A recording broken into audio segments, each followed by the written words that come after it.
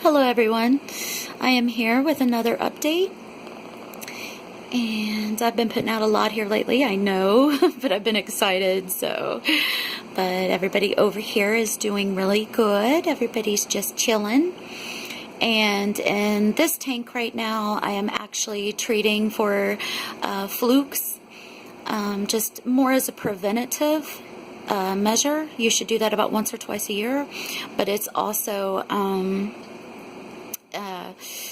because a couple of my fish, I kind of seen them darting around and flashing around, and it wasn't ick, there wasn't no white spots or anything, and there still isn't, and this has been days ago. And these guys are actually on their second course of some PraziPro, and I haven't seen any more flashing and darting around for a few days. So we're just going to see how everything goes, keep an eye on everything.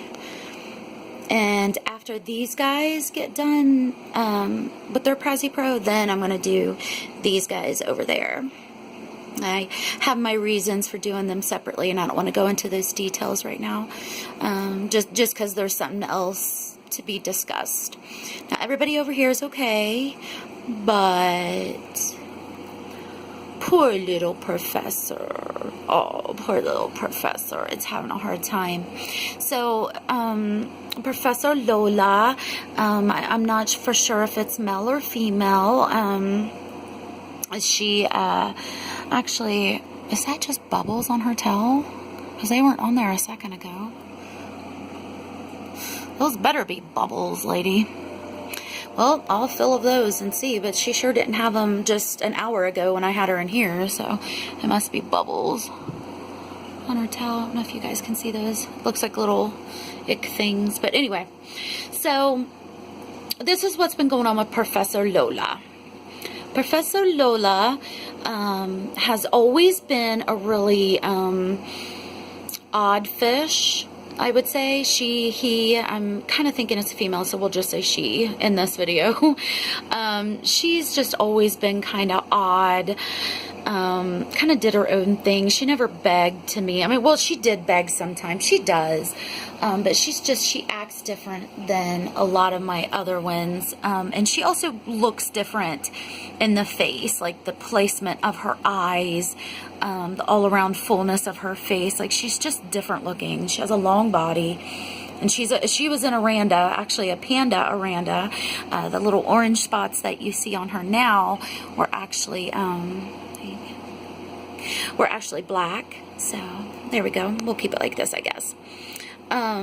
Well, okay, and she's always ate out of my fingers really softly, really gently. So anyway, here lately she's been getting even worse about that, just like barely, like it's almost like she can't open her mouth, like she just can't open her mouth. So I don't know. And then, like, yesterday I started noticing that her gills are kind of pink and look a little bit swollen, and you can actually see her jaw even looks kind of swollen. But then again, I can't tell if that's you know, she's always had a funny looking face. I mean, in other videos you can see that, but you know, so I'm a little bit worried about it. And as you can see, she's kind of breathing fast, and but she is very active. She just ate like 4 or 5 bloodworms, and a couple hours ago she had a few, and then a few hours before that she had some other bloodworms. So as far as today and yesterday too, she's ate very well. She still has like the eagerness to eat, not a real strong desire to eat, but if I dangle food in front of her nose, she tries to grab it, and she does keep trying. But it is literally like she can't open her mouth. And her mouth is funny looking. If I could get her to look over here. Oh, please look over here. You guys could see. I don't know if it's a deformity or if she's just having really bad pain from her gills.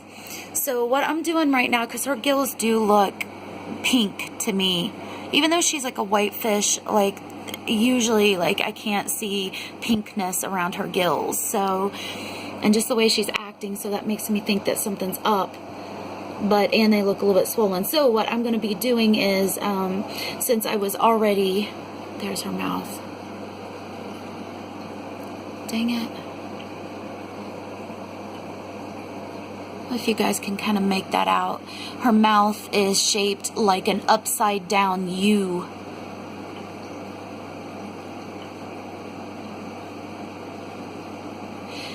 She's always just been odd. Like, I think maybe like she's just from very poor breeding, or maybe like deformed. But either way, you know, she wouldn't have lasted this long if she was that badly deformed. So it could just be a bad case of like Gill Flukes or something. So on to what I was going to say. So right now, actually, I'm treating her for flukes.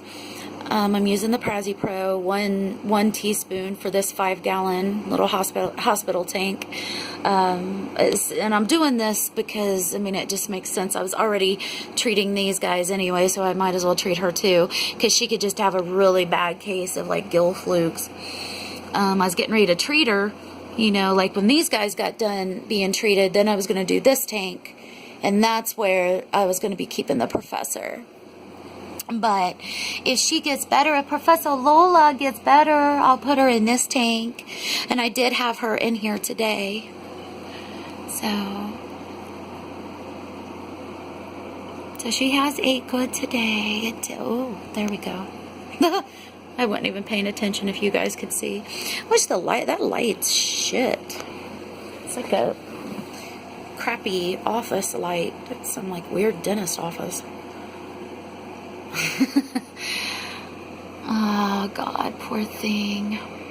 And she always acts like this, by the way. That's what I'm saying. She's always been like an odd fish. If you watch some of my other videos and look for her, you know, the long kind of long-bodied Aranda with the long tail and orange cap, she always kind of acts like this. But it's what's worrying me is the way she's like acting like she can't eat, because she does go for it. But when she does, she acts like she literally cannot open her mouth. Like, so all day I hand-fed her.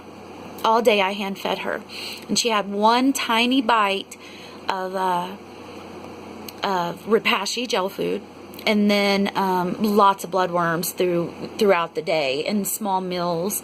Like 4 or 5 bloodworms in the course of like 3 meals. So, yeah. Hopefully she'll get better. If not, you know, sometimes things do happen.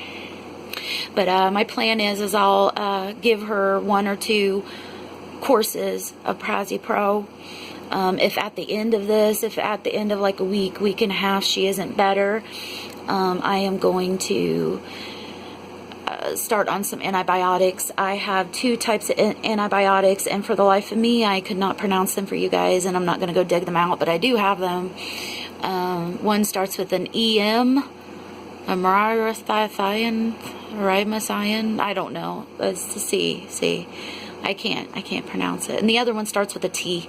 So, and I think both of them talk about gill disease and swollen gills and stuff.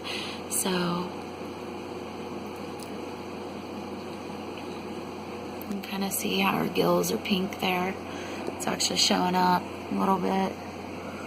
There's her little face, and in the reflection you can actually see her better. It's weird. Hi, honey. Hi, honey. Oh, I love the professor. I do. I love you, honey. You're such a nice fish. It is. It's a good fish.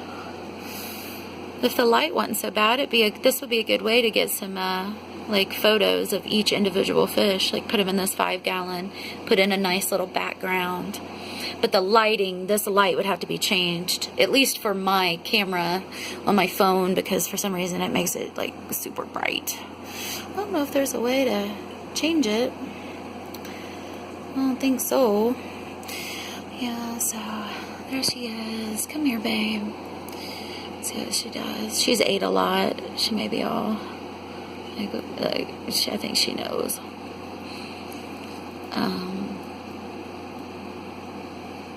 Yeah, she's like keeping her dorsal fin up and stuff. So, and this is the way she acts. She's always just kind of glided around, like back and forth. and kind of like just doze up like somewhere in the tank, sometimes at the top, sometimes in the middle. She never bottom sits really though in the middle of the night whenever she was asleep, I would catch her bottom sitting a lot, but not like bottom sitting. Like, a lot of goldfish when they sleep at night will kind of sit down at the bottom. So that is it. But goldfish are so confusing, like it would take me forever to explain things. So but I'll have to put a piece of paper between this because I don't want to freak out Rowena. But I actually don't think Rowena's too worried about it, because this is just what she usually does too. She comes over here and sits on top of that magnet, and so I ordered her some Betta hammocks off of eBay. It's like little plastic leaves with suction cups you put on the sides of your aquarium, and your Betta will use it as a hammock. Kind of lay on it and chill out. So you can't see nothing over here. But yeah, just say your prayers for little Professor Lola. Lola is such a nice fish. A little odd fish, but a nice fish. I'm going to continue with the PraziPro. I'm going to probably do a couple courses on her. And then I'm going to keep hand feeding her and making sure she has like a few small meals a day. Maybe I'll go get some garlic clove, offer her a piece or two here and there, because I've heard that it boosts their immune system. So I'm not going to drop garlic in there. I'm just going to feed it to her like once or twice or something. And then if the PraziPro doesn't work after a course or two, a dose or two of it, then I'm going to go to an antibiotic and just cross my freaking fingers, man. I mean, I don't want to have to keep medicating my fish. Goldfish are can be a finicky pet to keep. You need to keep that in mind. You can do everything. Sometimes you can literally, buy the best fish available. You can buy the biggest tank, the best like filters, like canister filters and fluvels, and you can just be out thousands of dollars, and I'm pretty sure I've been out damn near $1,000 just on what I have. But anyway, you can put in your time. You can invest your time just like you would your money. Invest your time into this craft. I consider it like a craft. Being an aquarium fan it's kind of like a craft. It really is. So you invest your time and your money and your heart into this, and sometimes things just happen.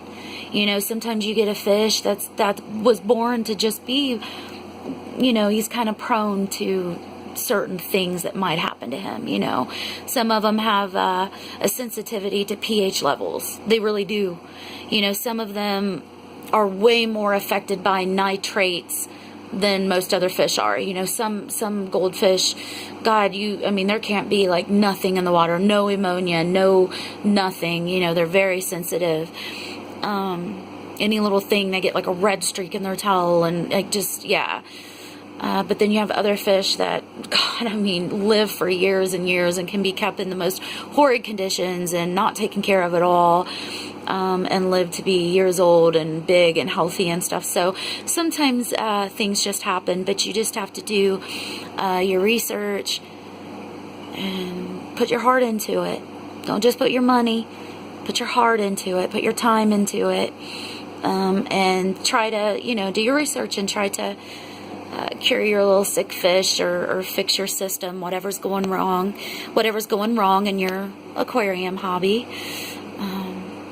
and hope for the best, and if that doesn't happen, that just means, something was wrong that you couldn't take care of. So it's the way you had to take it. But yeah, so I love the Professor. I wish the light wasn't light. Man, what a crappy light that is. It's cheap. Setting it off to the side would almost look better. If she came down here, it'd be really pretty, I think. But anyway, I'll let you guys go for now. Say your little prayers for little Professor Lola. A very odd fish, but now becoming a little bit of a sick fish. I'll be treating her, trying to do the best I can by her. So say your prayers, keep your fingers crossed, send well wishes. See you guys soon. Bye.